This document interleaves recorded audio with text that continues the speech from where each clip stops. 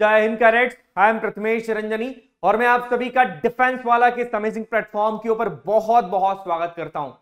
तैयारी अच्छी चल रही है, अच्छी चलनी भी चाहिए। अच्छे से मेहनत करते रहो, एग्जामिनेशन पास आ रहा है, घबराना नहीं है, सब बढ़िया होगा, अपने आप पे भरोसा रखो। चलो डायरेक्टली टॉपिक के ऊपर आते हैं, क्योंकि टाइम जो है वो आपका बहुत इंपॉर्टेंट है, मैं जानता हूं। आज जिस टॉपिक के बारे में हम पढ़ने वाले हैं, सबसे पहले वो है इंपॉर्टेंट आर्टिकल्स एंड अमेंडमेंट्स। देखिए, पॉलिटी के अंदर एक क्वेश्चन हमेशा इस टॉपिक से आएगा ही। लाइक एक अमेंडमेंट आपसे पूछ लिया जाता है कि इंपॉर्टेंट अमेंडमेंट ये किस अमेंडमेंट के थ्रू आया था। और अमेंडमेंट्स हालांकि किसी भी गवर्नमेंट एग्जाम के लिए काफी इंपॉर्टेंट है। आप कोई भी गवर्नमेंट एग्जाम की तैयारी कर रहे हैं तो हम सारे अमेंडमेंट्स को भी देखेंगे, और अमेंडमेंट्स के बाद जितने इंपॉर्टेंट आर्टिकल्स है, बिकॉज कहीं कंफ्यूजन होता है कि कौन सा आर्टिकल एग्जाम के हिसाब से इंपॉर्टेंट है, कौन सा पढ़े, किसको ड्रॉप कर दें। तो ये कंफ्यूजन आज दूर हो जाएगा। जितने भी आर्टिकल्स हम पढ़ेंगे सारे ही इंपॉर्टेंट रहेंगे। रटना नहीं है उसको कि रट लेंगे, नहीं, सिर्फ एक माइंड में मैप बना के चलना कि हाँ ये जो आर्टिकल है इसमें ये होता है, ये आर्टिकल इस पार्ट से जुड़ा हुआ है, इस शेड्यूल के अंदर आता है। ये थोड़ी सी जब चीजें आप ध्यान में रखोगे ना, तो आपका बेस बहुत मजबूत हो जाएगा। किसी भी सब्जेक्ट का बेसिक बहुत अच्छा होना चाहिए। आगे अगर आप किसी बड़ी एग्जाम की तैयारी कर रहे हो, मतलब मैं तो चाहता हूं कि आप जल्दी से जल्दी जितने भी लोग हैं वो फोर्सेस के अंदर फोर्स को ज्वाइन कर लो, बट स्टिल अगर नहीं कर पाते किसी रीजन से, तो दूसरा मौका आगे आपको जिंदगी देगी। आप दूसरी एग्जाम्स के थ्रू भी कहीं अच्छी पोजीशन को ज्वाइन कर सकते हो। चलो स्टार्ट करते हैं। आज की क्या रहने वाली है टॉपिक, सबसे पहले कवर करेंगे हम अमेंडमेंट्स को कवर करने वाले हैं, उसके बाद जितने इंपॉर्टेंट आर्टिकल्स है उसको कवर करेंगे। तो इस तरीके से हमारा टॉपिक आज के कंप्लीट हो जाएंगे। अब सबसे पहले हम बात करते हैं इंपॉर्टेंट अमेंडमेंट्स की। तो अमेंडमेंट्स की जब बात कर रहे हैं तो सबसे पहले ये जानना जरूरी कि अमेंडमेंट क्या होता है। अमेंडमेंट का मतलब होता है, हिंदी में मैं बात करूं तो संशोधन करना। संशोधन करना, सुधार करना, कोई नई चीज ऐड कर देना, किसी पुरानी चीज को हटा देना। यहां पर क्वेश्चन ये आता है कि सर संविधान में संशोधन क्यों किया जाता है, why we need amendment in the constitution. जब संविधान सभा ने इतने प्यारे संविधान को बनाया है जिसके ऊपर पूरा देश चलता है, जबकि जिसके ऊपर पूरे देश को नाज है और देश को भरोसा भी है कि ये दुनिया का सबसे बेस्ट कॉन्स्टिट्यूशन है, तो फिर उसमें अमेंडमेंट करने की जरूरत क्यों पड़ती, क्यों नई चीजें हम जोड़ते हैं, क्यों कुछ चीजें उसमें से हटाते हैं। तो इसका आंसर है समय।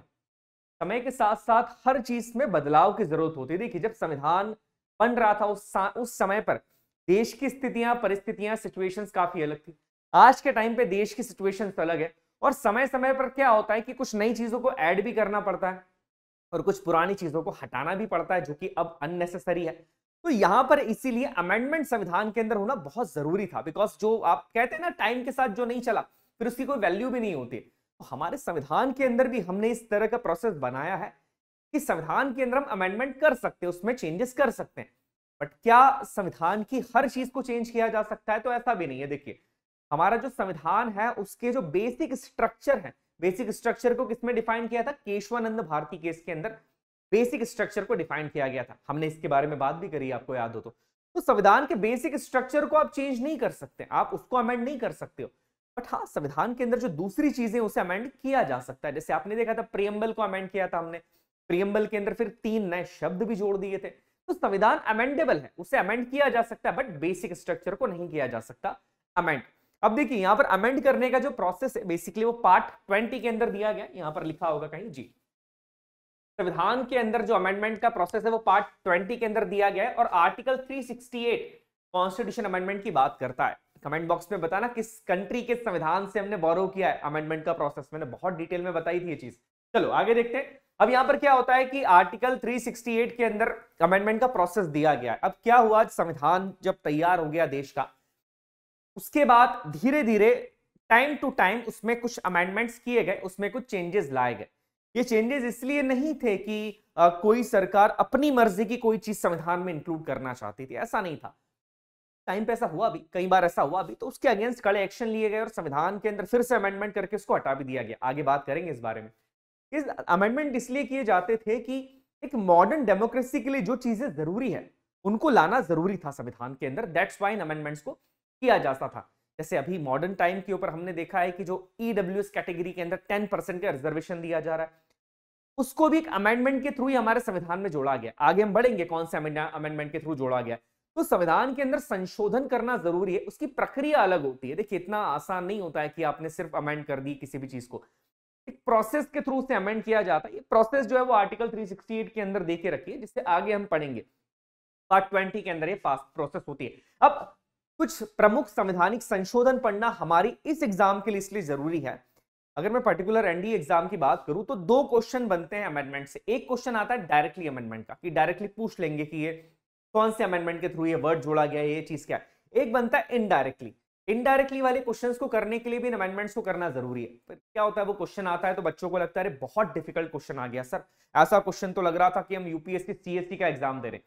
ये नहीं है, बेसिक आप क्लियर करो, अमेंडमेंट्स को हम अच्छे से पढ़ेंगे और आपको सारी चीजें समझ में आ जाएगी। चलिए सबसे पहले बात करते हैं फर्स्ट कॉन्स्टिट्यूशन अमेंडमेंट एक्ट 1951 की। मतलब संविधान बनने के बाद पहली बार संविधान में कोई संशोधन किया गया, पहली बार संविधान में कोई चेंज लाया गया। अब जब पहली बार अमेंडमेंट किया गया, पहली बार संशोधन किया गया, इसीलिए उसको क्या बोल दिया, फर्स्ट कॉन्स्टिट्यूशन अमेंडमेंट। समझ में आ रहा है बेटा?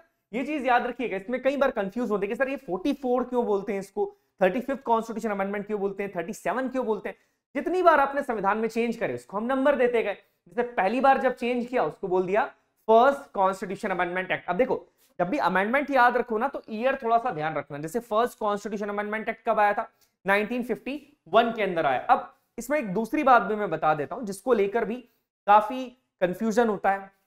काफी बार हम सोचते हैं कि क्या है बात सही है या गलत है। वो बात यह है कि ये लगता है कि क्या एक संविधान संशोधन से सिर्फ एक ही चीज चेंज की जाती है। मतलब अगर मैं फर्स्ट कॉन्स्टिट्यूशन अमेंडमेंट के थ्रू संविधान में कुछ चेंज करना चाह रहा हूं तो क्या एक ही चेंज ला सकता हूं? ऐसा नहीं होता है। आप कितने भी चाहे चेंजेस ला सकते हैं, पर उस समय पर आप एक अमेंडमेंट के अंदर ही उसी अमेंडमेंट के थ्रू जितने भी आप चेंज लाना चाहे किसी भी संविधान के अंदर या संशोधन के अंदर आप चेंजेस ला सकते हैं। तो इस पे भी कंफ्यूज मत होइएगा। अब देखिए फर्स्ट कॉन्स्टिट्यूशन अमेंडमेंट एक्ट के थ्रू सबसे पहले क्या जोड़ा गया था, 9th शेड्यूल। जैसा कि मैंने बताया कि जब संविधान बनकर तैयार हुआ था तो कितने शेड्यूल्स थे, 8 शेड्यूल थे। 8वें शेड्यूल के बाद नवा शेड्यूल जोड़ा गया फर्स्ट कॉन्स्टिट्यूशन अमेंडमेंट के थ्रू। और सभी जानते हैं कि जमींदारी सिस्टम को अबॉलिश किया गया, लैंड रिफॉर्म्स की बात की गई। और यहां पर क्या है, इस अमेंडमेंट के थ्रू ये आपको जानना है जो सबसे महत्वपूर्ण पॉइंट था कि नवा एक शेड्यूल यहां पर संविधान के अंदर जोड़ा गया जो लैंड रिफॉर्म्स की बात कर रहा था, जमींदारी सिस्टम को अबॉलिश कर रहा था। इसके अलावा यहां पर और चीजें हुई थी। Amended Article 19 by adding the 3 more grounds of reasonable restrictions on freedom of speech and expression। देखिए जब हम फंडामेंटल राइट्स पढ़ रहे थे तो हमने देखा था आर्टिकल 19 के अंदर जो freedom of speech and expression है वो ऐसा नहीं है कि एब्सोल्यूट होती है, उसके ऊपर रिस्ट्रिक्शंस लगाए जाते हैं। और रिस्ट्रिक्शंस किन्हीं ग्राउंड्स के ऊपर लगाए जाते हैं, जैसे नेशन की सिक्योरिटी की बात कर रहे हैं हम, सोवरेनिटी की बात कर रहे हैं, पब्लिक हेल्थ की भी बात की जा रही है। तो यहां पर ऐसे ही 3 ग्राउंड्स को भी जोड़ा गया था। कौन से अमेंडमेंट के थ्रू, फर्स्ट कॉन्स्टिट्यूशन अमेंडमेंट के थ्रू। के बाद empowered the state to make special provision for the advancement of socially and economically backward classes। राज्यों को पावर दिया गया था कि वो सोशली और इकोनॉमी बैकवर्ड क्लासेस जितनी भी हमारे देश में है उनके लिए स्पेशल प्रोविजंस बना सकती है, स्पेशल स्कीम्स बना सकती है, ताकि इन बैकवर्ड क्लासेस का सोशली और फाइनेंशियली या हम कहें कि इकोनॉमिकली बैकवर्ड क्लासेस का उद्धान किया जा सके। तो यहां पर ये फर्स्ट कॉन्स्टिट्यूशन अमेंडमेंट से ये सारे चेंजेस लाए गए थे। आपकी एग्जामिनेशन के हिसाब से पहला वाला चेंज काफी इंपॉर्टेंट है कि कौन सा शेड्यूल ऐड कर दिया गया था, 9th शेड्यूल यहां पर ऐड किया था। ओके आगे हम बढ़ते हैं।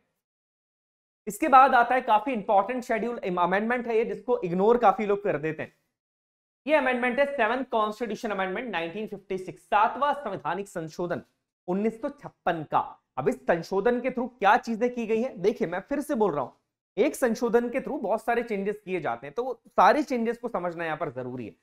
पहला चेंज किया गया था to implement the recommendations of the state reorganisation committee and to implement the state reorganisation act 1956। यहां पर सबसे पहले तो ये चीज की गई थी कि जो स्टेट रीऑर्गेनाइजेशन कमीशन, इसे फजल अली आयोग के नाम से भी जाना जाता था, उनकी रिकमेंडेशंस को अमल में लाया गया और एक एक्ट बनाया गया, स्टेट रीऑर्गेनाइजेशन एक्ट।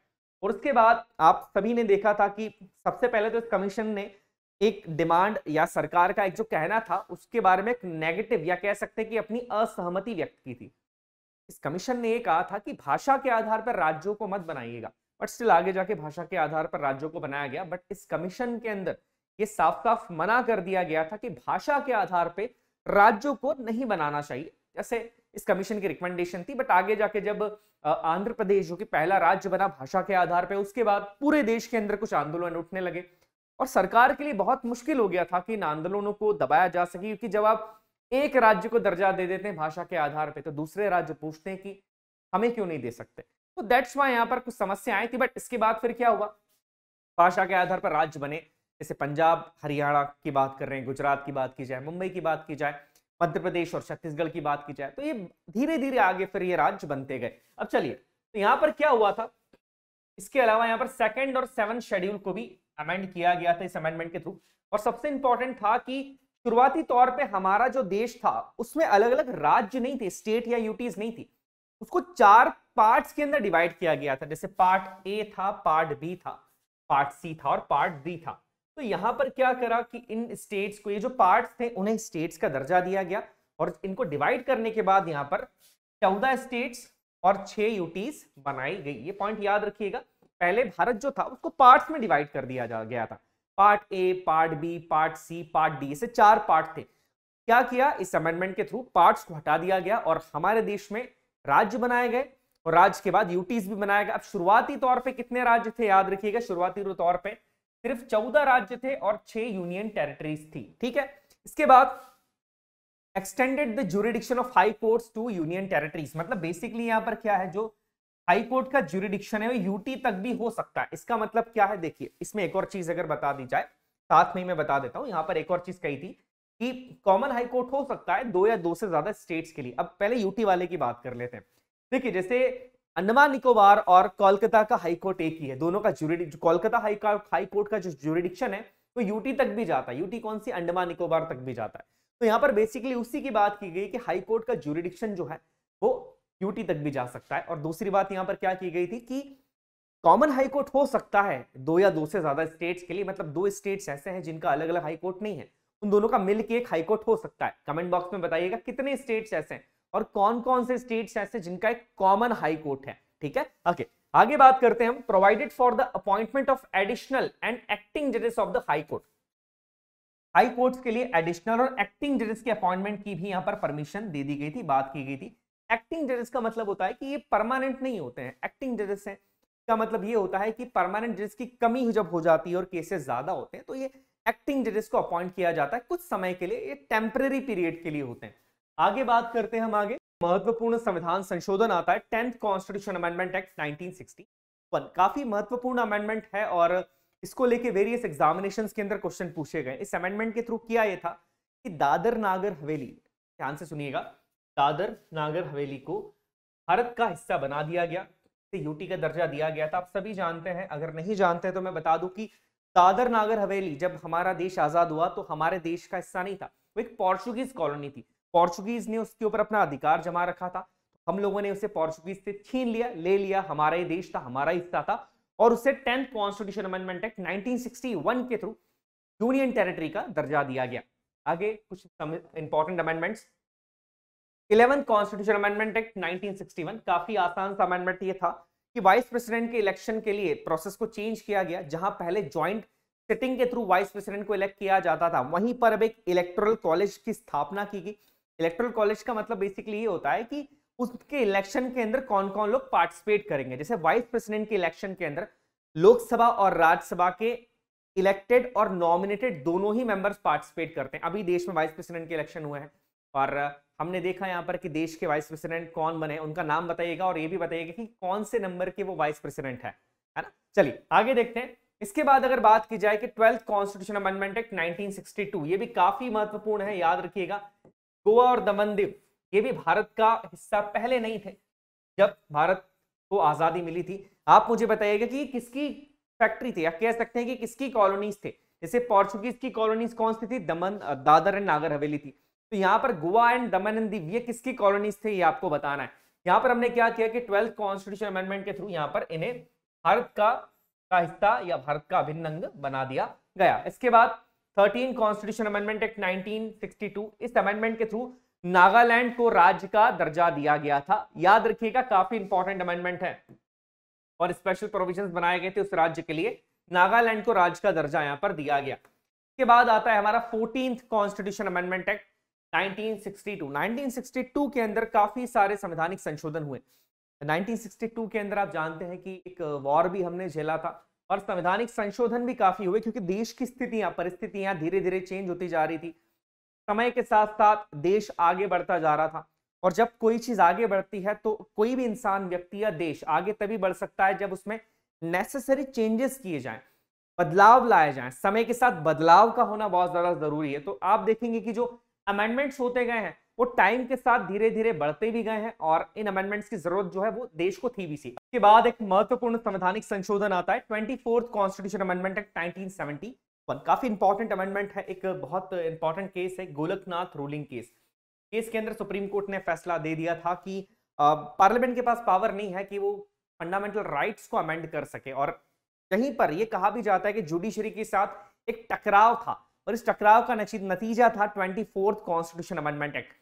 इस अमेंडमेंट एक्ट के थ्रू बेसिकली पार्लियामेंट को यह पावर दे दिया गया कि वो फंडामेंटल राइट्स को भी अमेंड कर सकते हैं। आर्टिकल 368, आर्टिकल 13 के अंदर भी अमेंडमेंट के पावर उन्हें दिए गए थे। इसके बाद अगर हम बात करें, इसमें बहुत महत्वपूर्ण बात भी की गई थी इसी संशोधन के थ्रू, जिसको लेकर कई एग्जाम्स में क्वेश्चन बने हैं। देखिए, गोलकनाथ केस और इन केसेस के बारे में डिटेल में हमने शौर्य 2.0 क्लास के अंदर, शौर्य 2.0 के जब लेक्चर्स हो रहे थे तो मैंने आपको बहुत डिटेल में इस बारे में समझाया भी था।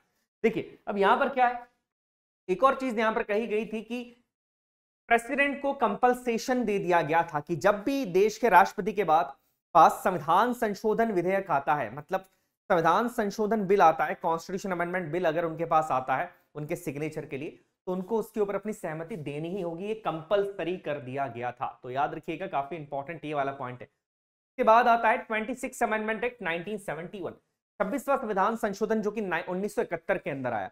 जब देश आजाद हुआ तो देश के अंदर काफी सारे प्रिंसली स्टेट्स भी थे, ऐसे स्टेट जहां पर कोई सी ब्रिटिश सरकार नहीं थी, प्रिंसली स्टेट्स, जैसे हम हैदराबाद के निजाम्स की बात कर ली जाए, या भोपाल की बात कर ली जाए, नवाब्स की बात कर ली जाए, लखनऊ के, इस तरह के प्रिंसली स्टेट्स को भारत सरकार कुछ प्रिविलेजेस देती थी, फाइनेंशियल हेल्प भी करती थी।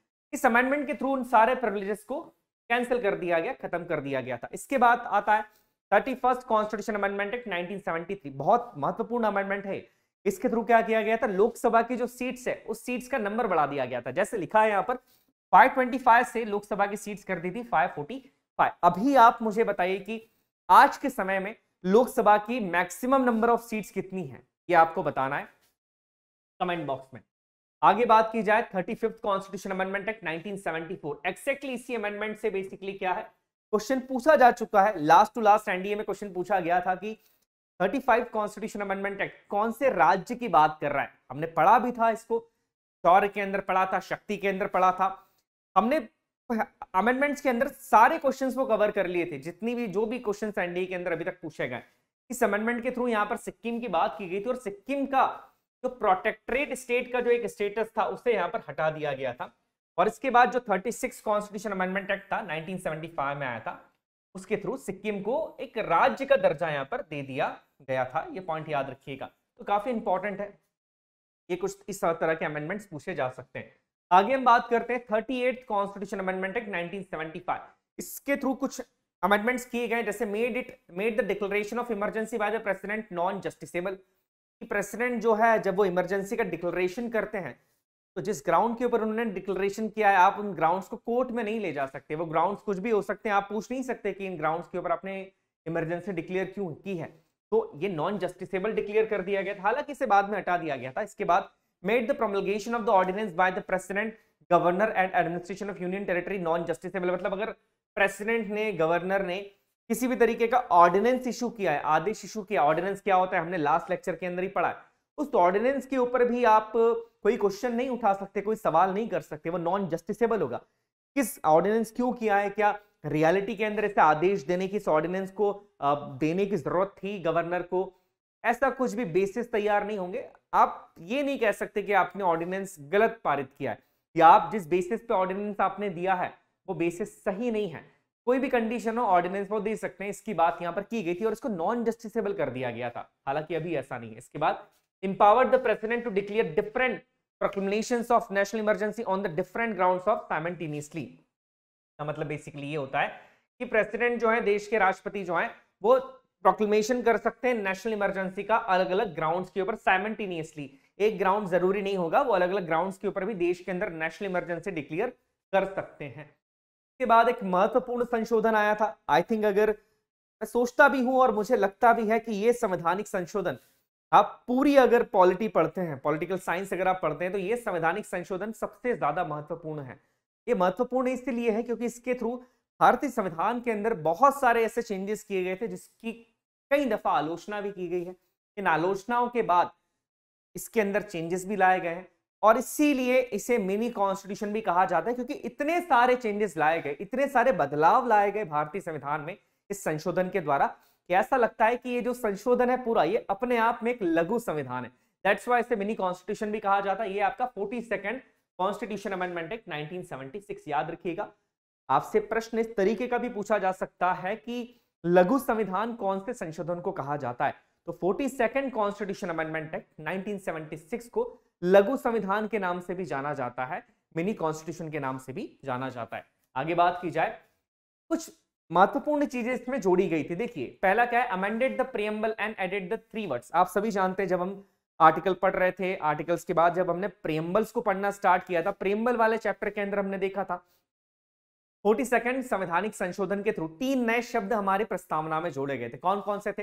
देखिए लिखा है सोशलिस्ट, सेक्युलर एंड इंटीग्रिटी। तो ये 3 शब्द जोड़े गए थे। अभी अकेला अमेंडमेंट से एक ही चीज नहीं करी, बहुत सारी चीजें करी।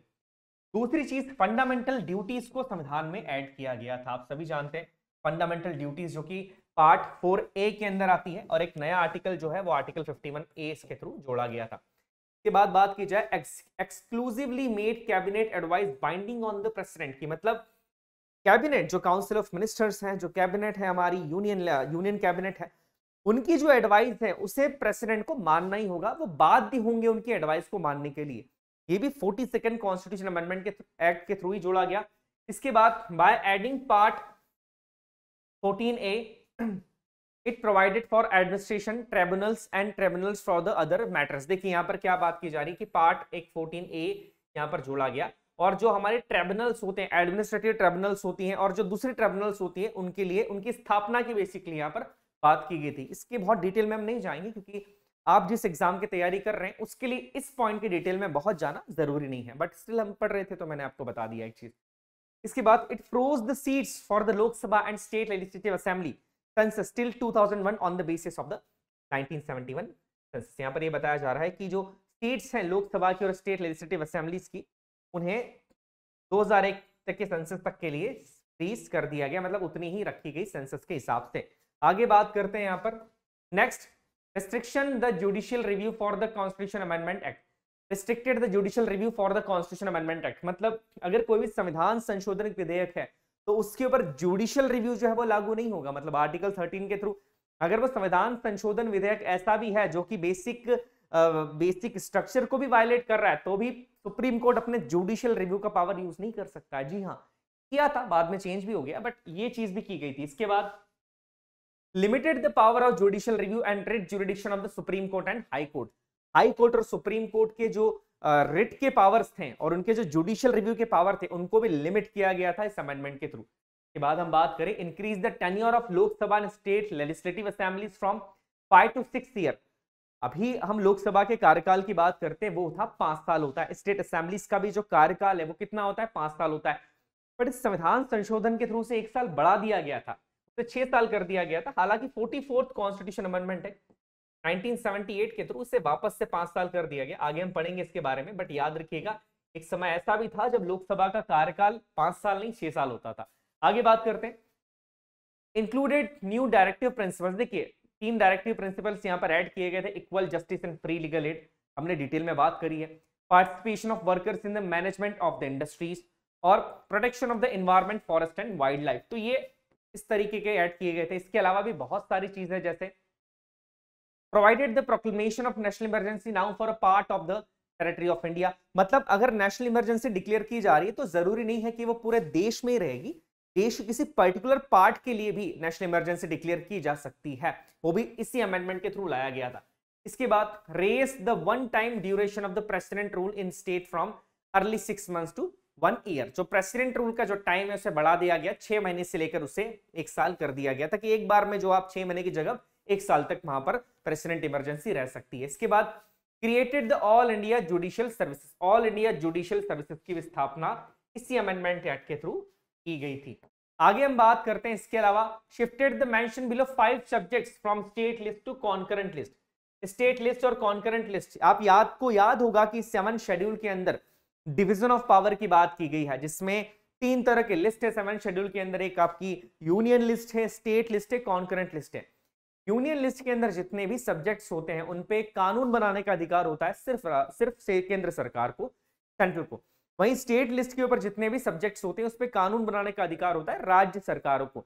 और जो कॉन्करेंट लिस्ट होती है वो ऐसी लिस्ट होती है जिसपे राज्य सरकारें भी कानून बनाती है और केंद्र सरकारें भी कानून बनाती है। इस अमेंडमेंट के थ्रू किया यह गया कि स्टेट लिस्ट के अंदर जो सब्जेक्ट्स थे 5 ने ट्रांसफर कर दिया कॉन्करेंट लिस्ट में। मतलब सेंट्रल गवर्नमेंट का पावर को यहां पर बढ़ाने की कोशिश की गई कि जो जिन सब्जेक्ट्स के ऊपर सिर्फ और सिर्फ राज्य सरकारें कानून बना सकती थी, अब उन पे कानून बनाने का अधिकार यहां पर केंद्र सरकार को भी होगा। ये काम यहां पर किया गया था। 5 सब्जेक्ट्स कौन से थे?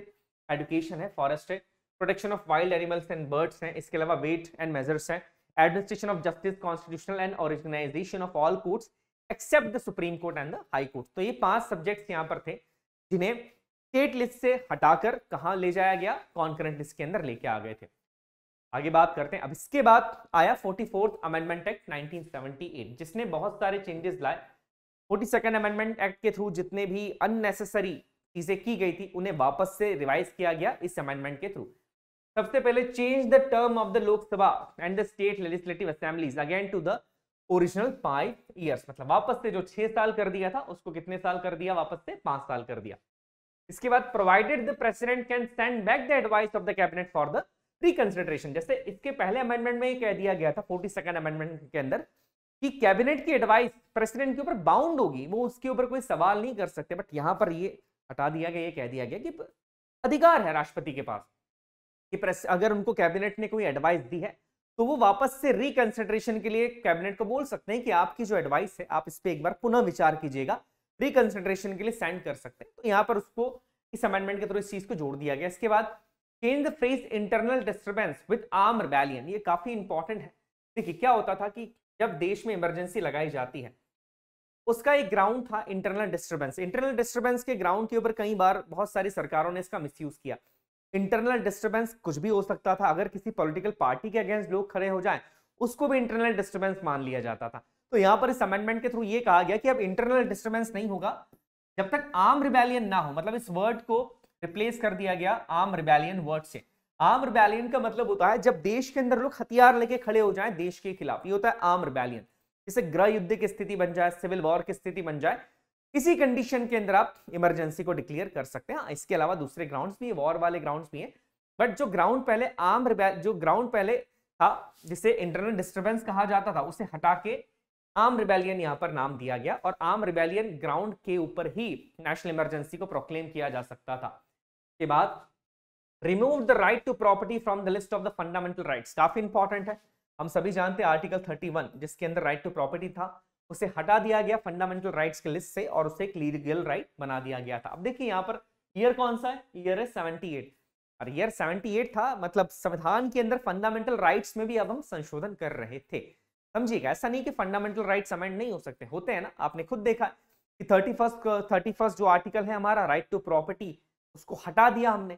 ठीक है, तो ये संशोधन जो है वो फंडामेंटल राइट्स के अंदर भी हो सकता है। Fundamental rights are also amendable, preamble is also amendable.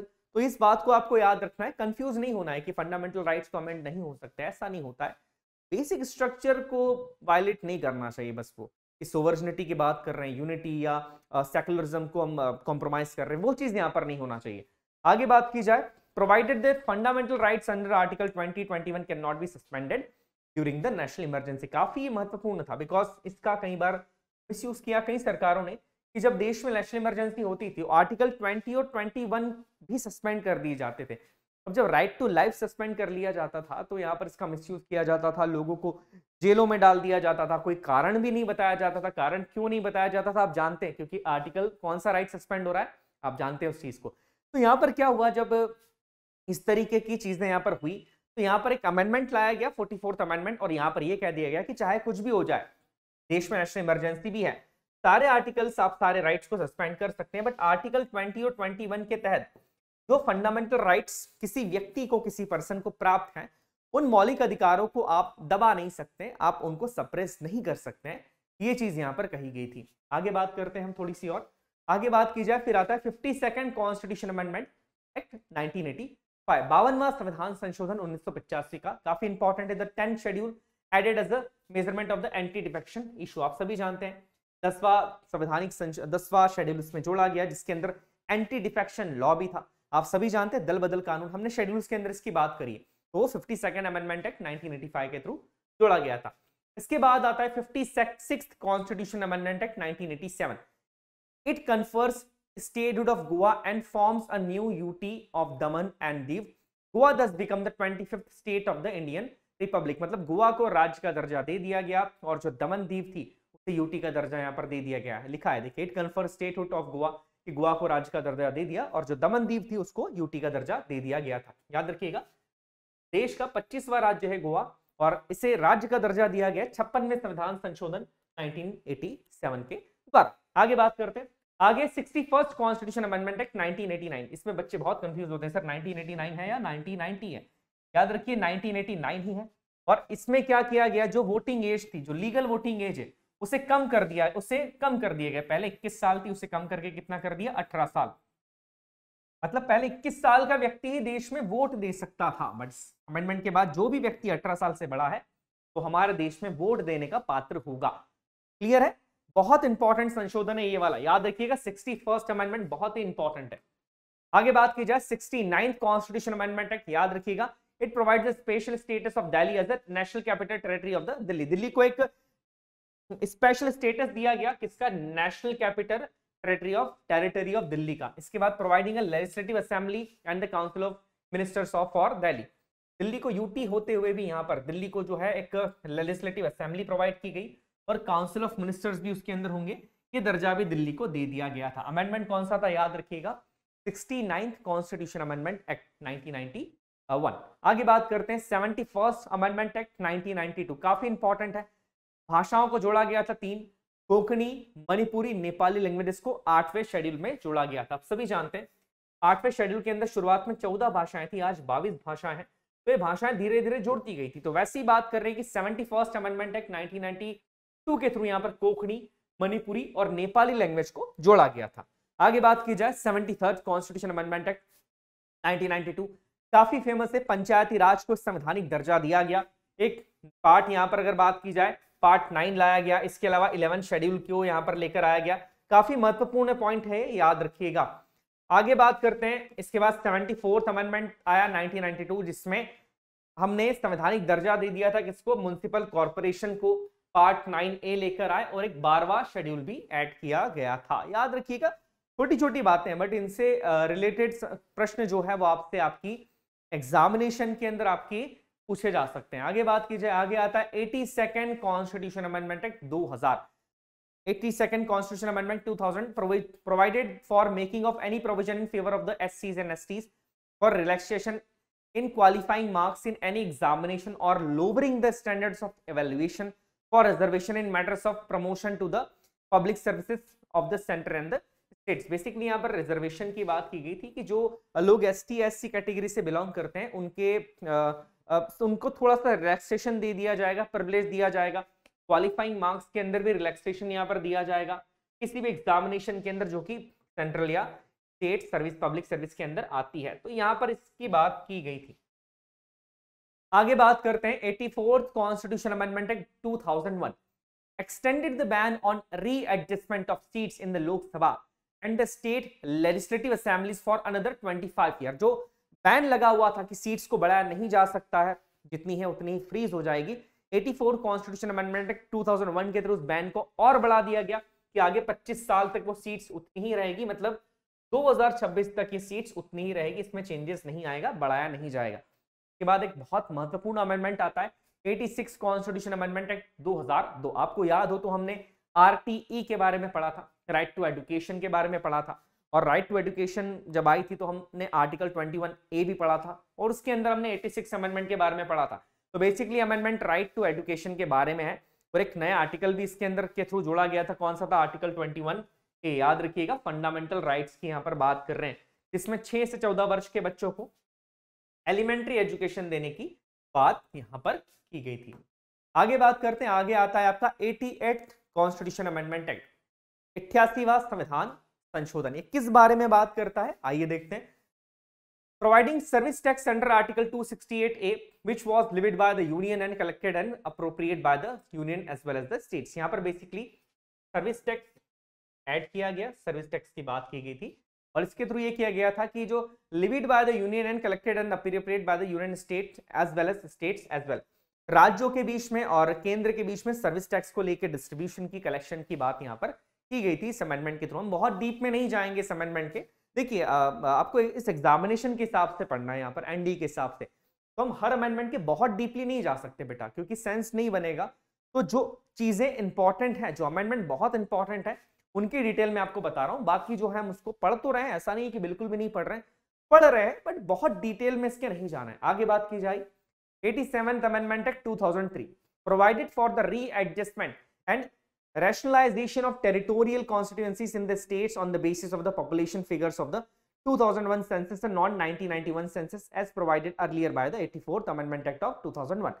के बाद एक काफी महत्वपूर्ण संशोधन की हम बात करने वाले 91st Constitution Amendment Act 2003। इसमें क्या किया गया, देखिए the total number of ministers, हालांकि 91st Constitution Amendment Act 2003 को हमने पार्लियामेंट के अंदर भी पढ़ा है, के थ्रू बहुत सारे चेंज किए गए। एक मेजर चेंज सबसे पहला ये था कि जो भी काउंसिल ऑफ मिनिस्टर्स होंगे, काउंसिल ऑफ मिनिस्टर्स का जो टोटल नंबर होगा वो लोकसभा के 15% से ज्यादा नहीं होगा। मतलब लोकसभा में जितने मेंबर्स हैं उसके 15% से ज्यादा मेंबर्स काउंसिल ऑफ मिनिस्टर्स के अंदर नहीं हो सकते हैं। यहां पर इसकी बात की गई थी, काफी इंपॉर्टेंट अमेंडमेंट है, याद रखिएगा। एग्जाम्पल अगर आप चाहें तो मैं फिर बता देता हूं। मान लीजिए कि लोकसभा में 100 लोग हैं, तो काउंसिल ऑफ मिनिस्टर्स के अंदर 15 से ज्यादा लोग नहीं हो सकते, क्योंकि यही बात करता है कि लोकसभा के 15% से ज्यादा लोग काउंसिल ऑफ मिनिस्टर के अंदर नहीं हो सकते। इसके बाद 91st अमेंडमेंट के थ्रू बहुत सारी दूसरी चीजें भी थी, जैसे पहली बात तो हमने कर ली 15% वाली। उसके बाद the total number of ministers including the chief minister in the council of ministers in the state shall not exceed 15% of the total strength of the legislative assembly. देखिए जैसे सेंट्रल गवर्नमेंट के अंदर लोकसभा होती है, वैसे ही स्टेट के अंदर होती है लेजिस्लेटिव असेंबलीज। सेंट्रल के अंदर ये रूल बना दिया गया कि सेंट्रल के अंदर भी लोकसभा की जो काउंसिल ऑफ मिनिस्टर्स है उनका नंबर लोकसभा का 15% से ज्यादा नहीं होगा। यहाँ पर सेम चीज करी स्टेट असेंबलीज के साथ कि जो स्टेट की काउंसिल ऑफ मिनिस्टर्स होती हैं उनका नंबर भी 15% से ज्यादा नहीं हो सकता है, किसके, स्टेट असेंबलीज से, बिकॉज स्टेट असेंबली किसके बराबर है, लोकसभा के बराबर ही है। तो दोनों एक जैसी है। जैसे सेंट्रल के अंदर लोकसभा होती है कि डायरेक्टली इलेक्ट किए जाते हैं लोग, डायरेक्टली हम चुनते हैं उन नेताओं को, उन लोगों को, मंत्रियों को चुनते हैं, वैसे स्टेट असेंबलीज के अंदर भी हम एमएलए को चुनते हैं। एमएलए का क्या मतलब होता है, मेंबर ऑफ लेजिस्लेटिव असेंबलीज। तो यहां पर उसी की बात की गई है। इसके बाद a member of either house of the state legislature belong to any political party who is disqualified on the grounds of defection shall also be disqualified to be appointed as a minister। मतलब ये कहता है कि किसी भी व्यक्ति को, चाहे वो लोकसभा का हो, राज्यसभा का हो, अगर एंटी डिफेक्शन लॉ के तहत डिस्क्वालीफाई किया गया है तो वो एज अ मिनिस्टर भी डिस्क्वालीफाई हो जाएगा, वो मिनिस्टर के पद पर भी यहाँ पर नहीं रह सकता है। तो एक कुछ इंपॉर्टेंट चीजों की यहाँ पर बात की गई। इसके बाद आता है 92nd अमेंडमेंट एक्ट 2003। बहुत ज्यादा महत्वपूर्ण यहाँ पर अमेंडमेंट था। इसके through Bodo, Dogri, Maithili and Santhali language को 8 शेड्यूल में जोड़ा गया था। याद रखिएगा कि लैंग्वेजेस वाले जो शेड्यूल है ना, इससे क्वेश्चन पूछे जाने के चांसेस बहुत ज्यादा होते हैं। आगे बात करते हैं 93rd amendment act 2005 empowered the state to make special provision for the socially and educationally backward class of the scheduled caste or the scheduled tribes in educational institutions including private education institutions except the minority education institutions। यहाँ पर जो 93वां संविधान संशोधन 2005 आया था, उसने states को एक पावर दिया था कि socially educationally backward classes, ST STs के लिए जो इंस्टीट्यूशंस होते हैं, जो एजुकेशन इंस्टीट्यूशंस होते हैं, वहां पर भी जो है उन्हें रिजर्वेशन दिया जा सकता है। तो उसकी बात यहाँ पर बेसिकली की गई थी। देखिए यहाँ पर कहा गया है कि स्पेशल प्रोविजंस प्रोवाइड किए जा सकते हैं, इंक्लूडिंग यहाँ पर क्या चीज थी वो इंपॉर्टेंट है, इंक्लूडिंग प्राइवेट एजुकेशन इंस्टीट्यूशंस के अंदर भी, बट एक्सेप्शन क्या थे, माइनॉरिटी एजुकेशन इंस्टीट्यूशंस। तो याद रखिएगा काइंड ऑफ रिजर्वेशन की यहाँ पर बात की गई थी, स्पेशल प्रिविलेज की यहाँ पर बात की गई थी।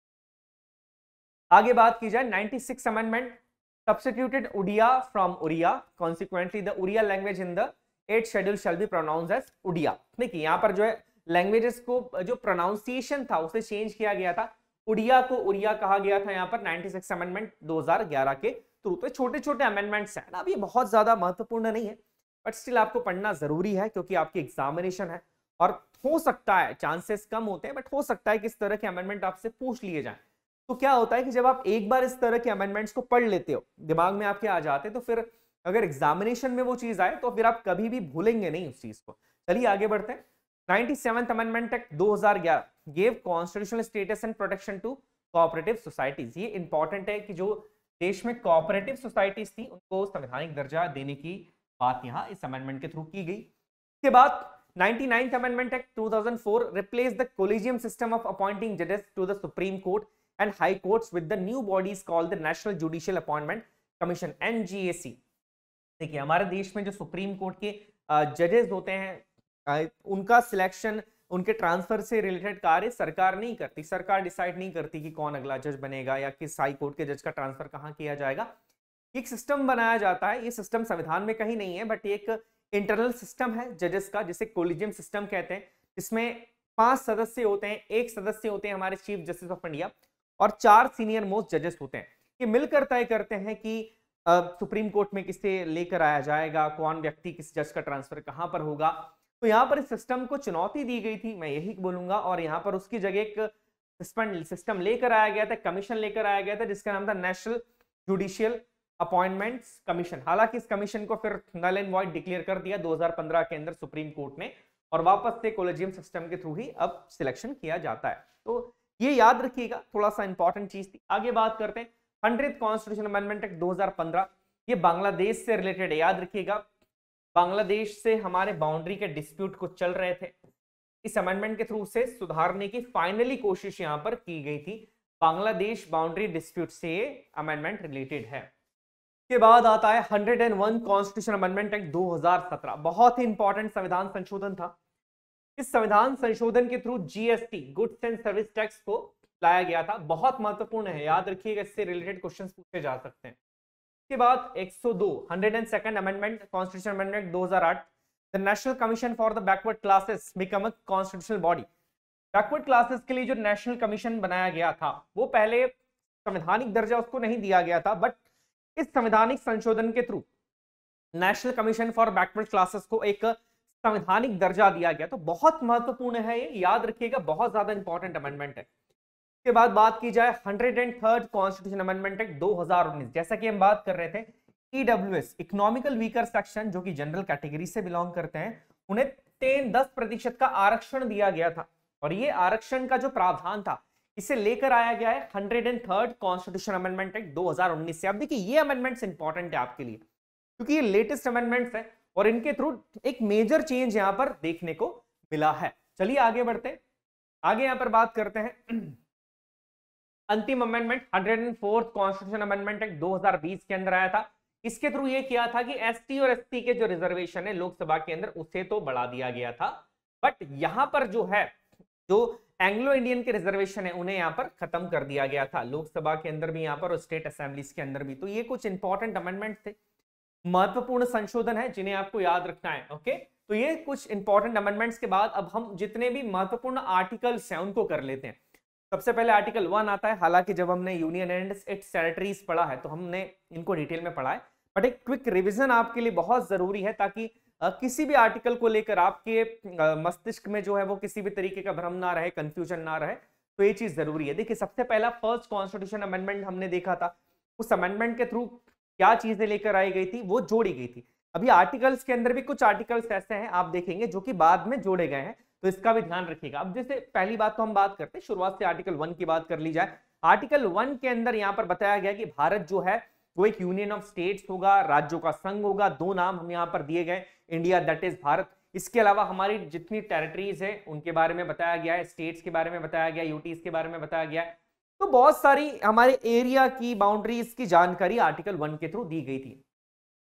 इसके बाद आर्टिकल 2 के अंदर हमने देखा था कि किसी भी नए स्टेट को अगर इनकॉर्पोरेट करना है तो आर्टिकल 2 पार्लियामेंट को वो पावर देता है। नए स्टेट का क्या मतलब है? ऐसा स्टेट जो भारत का हिस्सा नहीं है। जैसे हम बात कर रहे हैं यहाँ पर गोवा जब था तो जिस टाइम पे हमने इसको एक्वायर किया था वो भारत का हिस्सा नहीं था। पुडुचेरी की बात हम कर रहे हैं, दमन दीव की बात कर रहे हैं, उस टाइम पर वो दूसरी कंट्रीज की कॉलोनीज थी, तो उनको जब भारत में मिलाना है उस समय पर हमने आर्टिकल 2 का यूज यहां पर किया था। अब आर्टिकल 3 बात करता है, याद रखिएगा, ये बात करता है एग्जिस्टिंग स्टेट्स की, कि जो ऑलरेडी देश में एग्जिस्टिंग स्टेट्स है उनकी बाउंड्रीज को अगर आपको चेंज करना है, लाइक इंक्रीज करना है, एरिया को कम करना है, बाउंड्रीज को अल्टर करना है, नाम को चेंज करना है, एक स्टेट्स को दो पार्ट्स में डिवाइड करके अलग अलग राज्यों को बनाना है। जैसे मध्य प्रदेश पहले एक था, उससे अलग अलग करके दो राज्य छत्तीसगढ़ और मध्य प्रदेश बनाए गए थे। तो यहां पर ये पॉइंट आपको याद रखना है कि ये एग्जिस्टिंग स्टेट्स की बाउंड्रीज को अल्टर करके उनके बारे में यहां पर बात की जाती है आर्टिकल 3 के अंदर, क्योंकि एक बहुत मेजर सा कंफ्यूजन यहां पर हो जाता है। चलिए आगे देखते हैं। आगे बात की जाए यहां पर नेक्स्ट आपका आता है आर्टिकल 9। आर्टिकल 9 बहुत इंपॉर्टेंट है, उससे पहले याद रखिएगा पार्ट सेकंड के अंदर आर्टिकल 5 से लेकर आर्टिकल 11 तक सिटीजनशिप के बारे में प्रावधान है, नागरिकता के बारे में प्रावधान है। इसमें एक महत्वपूर्ण आर्टिकल है आर्टिकल 9। आर्टिकल 9 ये कहता है कि अगर कोई व्यक्ति वॉलंटरीली स्वयं से किसी दूसरी कंट्री की सिटीजनशिप को एक्सेप्ट कर लेता है, उसे अपना लेता है, तो उसकी इंडियन सिटीजनशिप जो है वो ऑटोमेटिकली यहां पर खत्म हो जाएगी। ये पॉइंट इसकी बात करता है। इसके बाद आर्टिकल 11 पार्लियामेंट को पावर देता है कि वो सिटीजनशिप से रिलेटेड कोई भी कानून बना सकते हैं। आगे हम देखते हैं। आगे बात की जाए आर्टिकल 39A। देखिए ये सारे जो आर्टिकल्स हैं जो आप देख रहे हैं यहाँ पर, ये डीपीएसपी के अंदर है, हमने इसके बारे में अभी बात करी है। वैसे आर्टिकल 39A बात करता है equal justice and free legal add की। ये बहुत महत्वपूर्ण आर्टिकल्स है, इंपॉर्टेंट है, हम ऑलरेडी इनके बारे में बात कर चुके हैं, बट याद रखिएगा इनसे रिलेटेड क्वेश्चन पूछे जाने के चांसेस सबसे ज्यादा है। इसके बाद आर्टिकल 40 बात करता है ऑर्गेनाइजेशन ऑफ विलेज पंचायत की, पंचायती राज की बात कर रहा है आर्टिकल 40। हालांकि आर्टिकल 40 के तहत पंचायती राज डीपीएसपी के अंदर था, उसे कोई संवैधानिक दर्जा तो प्राप्त था नहीं, वो बाद में प्राप्त हुआ। 73rd कॉन्स्टिट्यूशन अमेंडमेंट एक्ट आया 1992 के अंदर, बट फिर भी डीपीएसपी के अंदर आर्टिकल 40 में पंचायती राज की बात की गई है, जो कि गांधीयन प्रिंसिपल के अंदर आता है। इसके बाद हमारा आर्टिकल 44 काफी महत्वपूर्ण है, जो यूनिफॉर्म सिविल कोड की बात करता है, समान नागरिक संहिता की बात करता है, बहुत डिटेल में हमने इसको समझा है। आर्टिकल 45 बात करता है early childhood care and education to children below the age of 6 years. ये भी डीपीएसपी के अंदर ही आता है। याद रखिएगा हमने डिटेल में पढ़ा है इन आर्टिकल्स को, इसलिए मैं बहुत डिटेल में नहीं चल रहा हूं। ऑलरेडी अगर आपने नहीं देखा है तो आप डीपीएसपी के लेक्चर को देख सकते हैं। डीपीएसपी के अंदर हमने सब कुछ कवर किया है बहुत डिटेल में। आगे बात करते हैं, चलिए आगे देखा जाए। आगे यहां पर अगर हम बात करें तो नेक्स्ट हमारा जो आर्टिकल है वो है आर्टिकल 48। ये भी डीपीएसपी के अंदर ही है, जो कि एग्रीकल्चर एंड एनिमल हस्बेंड्री की यहाँ पर बात करता है। आगे यहाँ पर बात की जाए कि हमारा आर्टिकल 51 काफी महत्वपूर्ण आर्टिकल है। यह आर्टिकल 51 बात करता है promotion of international peace and security की। याद रखिएगा आर्टिकल 50 किसकी बात करता है, separation of judiciary from executive की, और आर्टिकल 51 यहाँ पर बात करता है promotion of international peace and security की। ठीक है, promotion of international peace of security के अंदर हमने देखा था कि मेंटेन ऑनरेबल रिलेशंस हमको मेंटेन करने दूसरे नेशन से। इंटरनेशनल लॉज, अगर हम किसी लॉ के अंदर बाइंडिंग है, हमने किसी ऑर्गेनाइजेशन को ज्वाइन किया, लाइक यूएन को ज्वाइन किया, डब्ल्यूएचओ को ज्वाइन किया, वहां पर जो लॉज है उन लॉज को हम पालन करें, उनको फॉलो करें। अगर कोई ट्रीटी हमने किसी दूसरे देश के साथ की है तो उस ट्रीटी को भी हम सही तरीके से निभाएं, जहां तक हो सके पीस और डेकोरम मेंटेन करें। और कहीं ना कहीं ये भी कहा जाता है कि हमारी फॉरेन पॉलिसी को बनाने में जिस आर्टिकल का सबसे ज्यादा योगदान होता है, या जिस आर्टिकल को देखकर हमारी फॉरेन पॉलिसी बनाई जाती है, वो आर्टिकल 51 है। इसे भी नोट कर लीजिएगा। चलिए आगे बढ़ते हैं, आगे बात करते हैं। आगे यहां पर बात की जाए आर्टिकल 51A। हम सभी जानते हैं आर्टिकल 51A इसे बाद में ऐड किया गया था, और फंडामेंटल ड्यूटीज इसके थ्रू लाई गई थी। कौन कौन सी ड्यूटीज है देख लीजिए, हमने बहुत डिटेल में सारी ड्यूटीज करी है। टोटल जो है वो हमारी 11 ड्यूटीज यहाँ पर है फंडामेंटल ड्यूटीज के अंदर आर्टिकल 51A। इसके बाद आर्टिकल 52 बात करता है प्रेसिडेंट ऑफ इंडिया की देश में एक राष्ट्रपति होगा। आर्टिकल 62 बात करता है प्रेसिडेंट के इम्पीचमेंट की। अगले लेक्चर के अंदर हम पढ़ेंगे, चिंता मत कीजिए, प्रेसिडेंट वाइस प्रेसिडेंट हम अगले लेक्चर में पढ़ने वाले, डिटेल में पढ़ेंगे। तो इम्पीचमेंट का मतलब होता है कि उनको उनके पद से हटाना। राष्ट्रपति को उनके पद से एक ही ग्राउंड पर हटाया जा सकता है, अगर वो संविधान का उल्लंघन करते हैं तो उसी ग्राउंड्स के ऊपर उन्हें हटाया जा सकता है। अब याद रखिएगा आर्टिकल 61 जो है वो प्रेसिडेंट की इम्पीचमेंट की बात करता है। आर्टिकल 63 ये कहता है कि देश का एक वाइस प्रेसिडेंट होगा, मतलब आर्टिकल 52 बात कर रहा है प्रेसिडेंट की, आर्टिकल 63 बात करता है उपराष्ट्रपति की। आगे बात की जाए आर्टिकल 72 बात करता है प्रेसिडेंट के पावर की पार्डनिंग के। पार्डनिंग का मतलब होता है क्षमादान की शक्ति। जैसे आप सभी जानते हैं, अगर नहीं जानते हैं तो मैं बता दूं, देश के राष्ट्रपति के पास ये अधिकार है कि वो लोगों को क्षमा कर सकते हैं उनके अपराधों के लिए। अगर कोई व्यक्ति सजा काट रहा है जेल के अंदर, न्यायालय ने उसे सजा दी है, तो उस व्यक्ति को अगर फांसी की सजा भी सुनाई गई है तो हमारे देश के राष्ट्रपति के पास ये अधिकार होता है कि वो उस व्यक्ति की फांसी की सजा को भी माफ कर सकते हैं। तो ये जो पार्डनिंग पावर्स होते हैं प्रेसिडेंट के, ये आर्टिकल 72 के अंदर आते हैं। हम जब प्रेसिडेंट पढ़ेंगे तो डिटेल में पढ़ेंगे और आपको बहुत मजा आने वाला है जब इन आर्टिकल्स को पढ़ेंगे। तो आगे हम बात करते हैं, आगे थोड़े से और महत्वपूर्ण आर्टिकल से। आर्टिकल 74 बात करता है, आर्टिकल 74 ये कहता है कि जो प्रेसिडेंट होते हैं, हमारे देश के जो राष्ट्रपति हैं, वो काउंसिल ऑफ मिनिस्टर्स की एड और एडवाइस पर ही काम करेंगे। काउंसिल ऑफ मिनिस्टर्स क्या होती है, हमने पार्लियामेंट में बहुत डिटेल में देखा है। कैबिनेट मिनिस्टर्स उसके अंदर आते हैं, डिप्टी मिनिस्टर्स आते हैं, स्टेट मिनिस्टर्स आते हैं। तो आर्टिकल 74 ये कहता है कि प्रेसिडेंट जो है वो काउंसिल ऑफ मिनिस्टर्स की एड एंड एडवाइस के ऊपर काम करेंगे। इसके बाद बात की जाए आर्टिकल 75, आर्टिकल 75 हमने अभी डिटेल में पढ़ा है, अब इसको फिर से एक बार मैं बता देता हूं। आर्टिकल 75 सबसे पहले ये कहता है कि जो देश के प्राइम मिनिस्टर होते हैं उन्हें देश के राष्ट्रपति अपॉइंट करते हैं। याद रखिएगा, मैंने पहले भी आपसे एक चीज कही कि हमारे देश में प्राइम मिनिस्टर इलेक्ट नहीं होते हैं, प्राइम मिनिस्टर अपॉइंट किए जाते हैं, क्योंकि प्राइम मिनिस्टर का डायरेक्टली कोई इलेक्शन नहीं होता है। वो as a normal member of parliament election लड़ते हैं और उसके बाद जो भी पार्टी मेजोरिटी के अंदर होती है वही पार्टी अपने में से एक व्यक्ति को देश का प्रधानमंत्री बनाती है और उन्हें अपॉइंट कौन करते, फिर उन्हें अपॉइंट करते देश के राष्ट्रपति। तो ये पॉइंट वही कहता है कि देश के जो प्रधानमंत्री हैं उन्हें अपॉइंट करने का काम करेंगे देश के राष्ट्रपति, और देश के प्रधानमंत्री की एडवाइस के ऊपर, ध्यान से सुनिएगा, देश के प्रधानमंत्री की एडवाइस के ऊपर दूसरे मिनिस्टर्स को अपॉइंट करते हैं देश के राष्ट्रपति। मतलब इस व्यक्ति को डिफेंस मिनिस्टर बनाना है, किसको फाइनेंस मिनिस्टर बनाना है, ये डिसाइड करने वाले देश के राष्ट्रपति खुद नहीं होते हैं, ये प्रधानमंत्री जी उन्हें जिसको बोलेंगे बनाने के लिए वो बना देते हैं। अल्टीमेटली जो पावर है वो किसके पास है, देश के प्रधानमंत्री जी के पास है। ओके, आगे ये पॉइंट अभी हमने पढ़ा था कि जो काउंसिल ऑफ मिनिस्टर्स है वो लोकसभा के 15% से ज्यादा नहीं हो सकती है। इसके बाद बात की जाए, the council of ministers shall be collectively responsible to the house of people. ये भी हमने डिटेल में पार्लियामेंट के लेक्चर में पढ़ा था कि जो काउंसिल ऑफ मिनिस्टर्स होती है वो कलेक्टिवली रिस्पॉन्सिबल होती है लोकसभा के लिए। लोकसभा के लिए कलेक्टिवली, कलेक्टिवली का मतलब यहां पर होता है एक साथ रिस्पॉन्सिबल होती है। किसी एक व्यक्ति ने भी अगर गड़बड़ करी तो फिर लोकसभा डिसॉल्व हो जाती है ना। इसको डिटेल में मैंने बताया था कि मैंने जब ये शब्द का यूज किया है गड़बड़, तो गड़बड़ का मतलब क्या है, हमने डिटेल में इस बारे में बात करी थी। चलिए आगे देखते हैं। A minister who is any period for 6 conclusive months is not a member of the either house of the parliament shall at the expenditure of the period he cease to be minister। बारे में भी हमने देखा था कि कोई भी व्यक्ति जो कि अभी किसी भी हाउस का मेंबर नहीं है वो 6 महीने तक एज ए मिनिस्टर रह सकता है, उसके बाद उसको अपनी जो मेंबरशिप है उसे प्रूव करना पड़ता है। चलिए आगे बढ़ते हैं, आगे देखते हैं। आगे बात कीजिए, आगे आर्टिकल 76, ये काफी महत्वपूर्ण आर्टिकल है, याद रखिएगा, इससे रिलेटेड क्वेश्चन पूछे जाते हैं।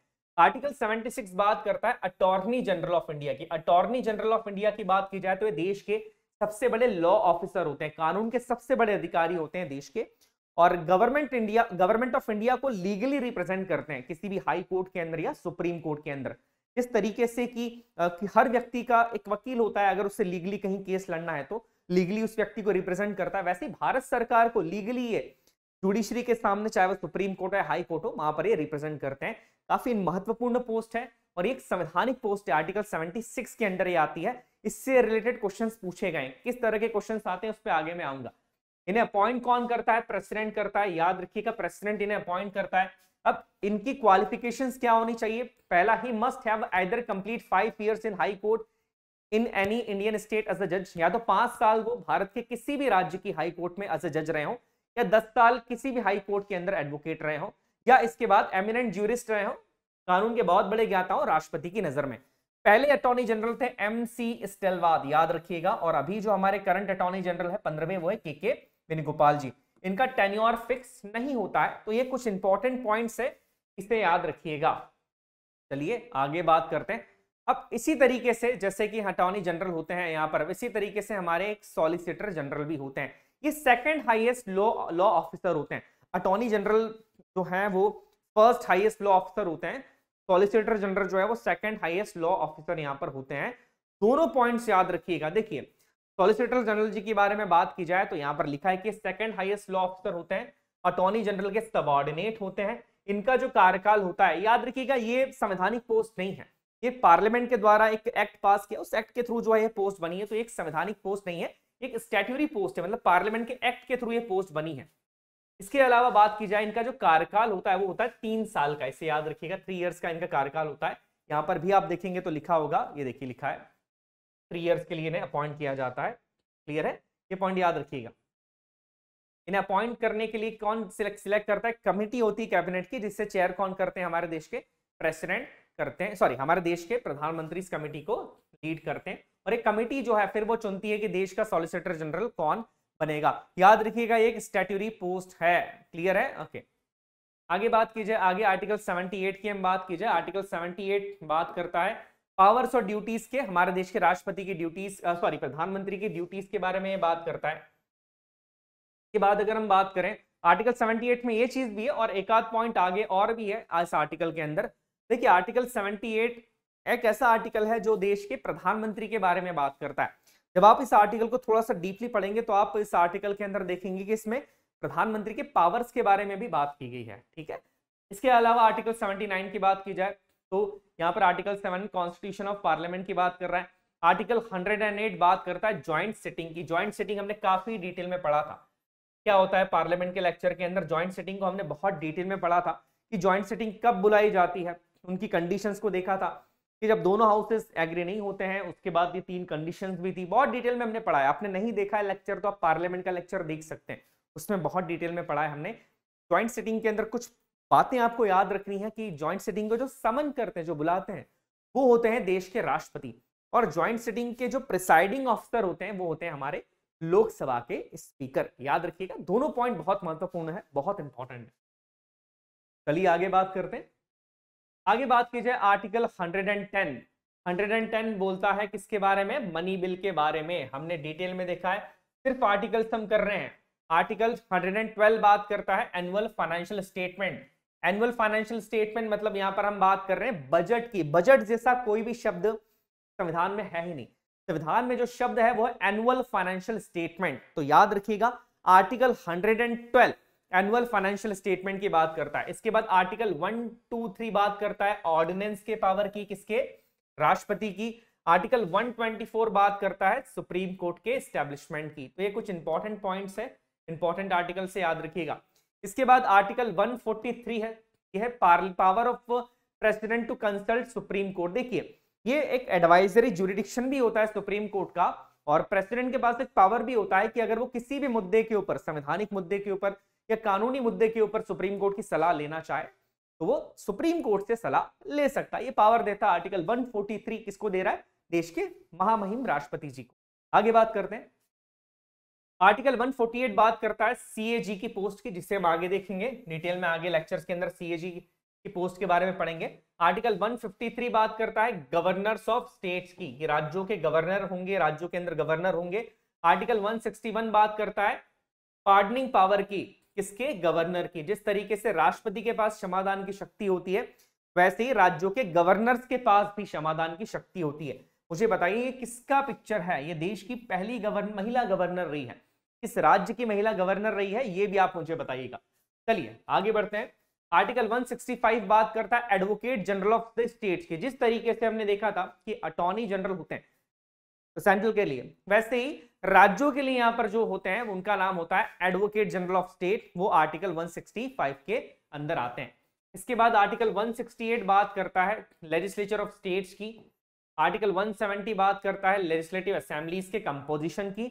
और आर्टिकल 171 बात करता है लेजिस्लेटिव काउंसिल के कंपोजिशन की, कि कितने मेंबर्स होंगे, इनके टोटल कंपोजिशन की बात की जाती है। इसके बाद आर्टिकल 213 बात करता है गवर्नर के पावर की ऑर्डिनेंस को इशू करने के। ठीक है, आर्टिकल 123 किसकी बात कर रहा था? प्रेसिडेंट के पावर की। आर्टिकल 213 बात करता है गवर्नर के पावर की ऑर्डिनेंस को इशू करने के। आगे बात की जाए आर्टिकल 214 बात करता है high courts of the states की। हाई कोर्ट्स जो है वो आर्टिकल 214 के अंदर आते हैं। आर्टिकल 226 बात करता है कि हाई कोर्ट रिट्स को इशू कर सकते हैं। सुप्रीम कोर्ट के रिट इशू करने का पावर आर्टिकल 32 के अंदर आता है। हाई कोर्ट के रिट इशू करने का जो पावर है वो आर्टिकल 226 के अंदर आता है। Article 231 establishment of common high court for 2 और मोर स्टेट्स। याद रखिएगा बहुत महत्वपूर्ण आर्टिकल है ये, कि 2 या 2 से ज्यादा स्टेट्स के अंदर, राज्यों के अंदर एक कॉमन हाई कोर्ट यहां पर हो सकता है। इसके बाद हम बात कर रहे हैं पंचायत के अंदर, पंचायत जो कि पार्ट 9 के अंदर आता है, पंचायती राज के अंदर जब से उसे संवैधानिक दर्जा दिया गया है उसके बाद से देश के अंदर काफी जगह ऐसी हैं जहां पर पंचायतों को मैं ये कहना चाहूंगा कि पंचायतों के आने के बाद देश में काफी ज्यादा सुधार हुआ है, ग्राउंड लेवल पर एक देश के अंदर सुधार हुआ है। और ये आर्टिकल्स पढ़ना इसलिए भी जरूरी है कि बहुत सारी कॉम्पिटिटिव एग्जाम्स के अंदर पंचायती राज से रिलेटेड आर्टिकल से क्वेश्चन पूछे जाते हैं। तो इन आर्टिकल्स को ध्यान से देखते हैं, सारे आर्टिकल्स आपको याद रखने हैं, कुछ इंपॉर्टेंट आर्टिकल्स हैं, सिर्फ उन्हीं के बारे में आपको यहाँ पर ध्यान रखना है। कुछ इंपॉर्टेंट आर्टिकल्स की बात कर ली जाए अगर पंचायती राज के, तो आर्टिकल 243 बात करता है उसके डेफिनेशन की, आर्टिकल 243A में ग्राम सभा की बात की गई है, आर्टिकल 243C कंपोजिशन की बात कर रहा है और आर्टिकल 243D रिजर्वेशन की बात करता है। ऐसे ही सारे आर्टिकल्स हैं, आप इन्हें देख सकते हैं। पंचायती राज के साथ साथ यहाँ पर म्युनिसिपालिटीज के भी आर्टिकल्स हैं, याद रखिएगा म्युनिसिपालिटी के आर्टिकल जो है 243P से स्टार्ट होते हैं, ये पॉइंट याद रखिएगा। आगे बात करते हैं हम, आगे और भी जो महत्वपूर्ण आर्टिकल्स हैं उनको देख लेते हैं। अब इसके बाद पार्ट अगर 11 की बात की जाए तो वो रिलेशंस बताता है यूनियन एंड स्टेट्स के बीच में। आर्टिकल 266 हमने देखा था कंसोलिडेटेड फंड, पार्लियामेंट के अंदर हमने देखा है, डिटेल में देखा है, कंसोलिडेटेड फंड की बात कर रहा है आर्टिकल 266। आर्टिकल 267 बात करता है कंटिजेंसी फंड की, जिसे हम बेसिकली इमरजेंसी फंड के नाम से भी जानते हैं, ये बात करता है आर्टिकल 267। के बाद आर्टिकल 280 बात करता है फाइनेंस कमीशन की, कि देश में एक फाइनेंस कमीशन होगा इसका टेन्योर 5 साल तक का होगा और ये प्रेसिडेंट के थ्रू कॉन्स्टिट्यूट किया जाएगा। तो ये कुछ महत्वपूर्ण बिंदु है, इन्हें याद रखिएगा। कमीशन से रिलेटेड भी जितने भी कमीशन है वो हम आगे के लेक्चर्स में पढ़ेंगे, अभी हम आर्टिकल्स को देख रहे हैं कि सारे इंपॉर्टेंट आर्टिकल्स क्या हैं। एग्जाम से पहले एक बार आपको इनका आर्टिकल्स को पढ़ना जरूरी है। आर्टिकल 312 बात करता है ऑल इंडिया सर्विसेज की, याद रखिएगा ऑल इंडिया सर्विसेज की बात करता है आर्टिकल 312। यूपीएससी और स्टेट पीसीएस के बोर्ड के गठन और बोर्ड से रिलेटेड जो आर्टिकल है वो है आर्टिकल 315। आर्टिकल 324 बात करता है यहाँ पर इलेक्शन कमीशन की। तो ये कुछ इंपॉर्टेंट आर्टिकल्स हैं। इसके बाद आर्टिकल 330 बात करता है reservation of seats for schedule caste and schedule tribes in the house of the people, मतलब लोकसभा के अंदर एसटी एससी की सीट्स के रिजर्वेशन की बात जो आर्टिकल कर रहा है वो है आर्टिकल 330। आर्टिकल 331 बात करता है एंग्लो इंडियन कमेटी के रिप्रेजेंटेशन की लोकसभा में, हालांकि अब ये रिप्रेजेंटेशन नहीं है, कौन से अमेंडमेंट से नहीं है बेटा, 104th कॉन्स्टिट्यूशन अमेंडमेंट के थ्रू नहीं है रिजर्वेशन। आगे बात कीजिए article 332 reservation of seats for the schedule caste and schedule tribes in the legislative assembly of the state, मतलब लेजिस्लेटिव असेंबली के अंदर भी एसटी और एससी का रिजर्वेशन, सीट्स का रिजर्वेशन है और इसकी बात करता है आर्टिकल 332, इसे याद रखिएगा। आगे हम बात करते हैं article 333 representation of the Anglo Indian community in the legislative assemblies of the state. राज्यों की लेजिस्लेटिव असेंबलीज में जैसे कि एक एंग्लो इंडियन कम्युनिटी के मेंबर्स को नॉमिनेट किया जा सकता था, हालांकि अब वो नहीं होता है, उसकी बात कर रहा है आर्टिकल 333। चलिए आगे बढ़ते हैं, समाप्त होने वाला है अभी आर्टिकल्स हमारे। इसके बाद आर्टिकल 338 बात करता है national commission for schedule caste की। आर्टिकल 338A बात करता है national commission for schedule tribes की। आर्टिकल 338B बात करता है national commission for backward classes की। याद रखिएगा तीनों कमीशंस अलग अलग हैं और इनके आर्टिकल्स भी अलग अलग हैं। इसके बाद आर्टिकल 351 काफी महत्वपूर्ण है, ये निर्देश देता है सेंट्रल गवर्नमेंट को भी, राज्यों को भी, कि हिंदी लैंग्वेज को बढ़ावा दिया जाए, हिंदी लैंग्वेज का डेवलपमेंट किया जाए। इसको लेकर कई बार राज्यों के बीच में आर्गुमेंट भी होते हैं, थोड़ी सी खिंचातनी भी होती है, आपने सुना होगा इस बारे में। चलिए आगे बढ़ते हैं। नेक्स्ट बात कीजिए आर्टिकल 352 बात करता है नेशनल इमरजेंसी की। देश में नेशनल इमरजेंसी की बात आर्टिकल 352 करता है। आर्टिकल 356 बात करता है प्रेसिडेंट रूल की, स्टेट इमरजेंसी भी कहा जाता है या कॉन्स्टिट्यूशन इमरजेंसी भी कहा जाता है। और आर्टिकल 360 बात करता है हमारे देश में फाइनेंशियल इमरजेंसी की, जो कि अभी तक हमारे देश में आई नहीं है। तो ये सारे महत्वपूर्ण आर्टिकल्स थे जो आपको ध्यान रखना है, इनको डिटेल्स में आगे के जब आप लेक्चर्स पढ़ते जाएंगे, जैसे प्रेसिडेंट का जो आर्टिकल है, गवर्नर का जो आर्टिकल है, ये अभी तक हमने कवर नहीं किया है, बट आने वाले लेक्चर्स के अंदर हम इसको डिटेल में कवर करेंगे, तो आपको समझ में आ जाएगा कि प्रेसिडेंट किस आर्टिकल में आ रहे हैं, गवर्नर का आर्टिकल कौन सा है। चलिए मैं आपसे नेक्स्ट लेक्चर के अंदर मिलता हूं, अच्छे से पढ़ाई करते रहिए, अपना ध्यान रखिए। जय हिंद, जय भारत।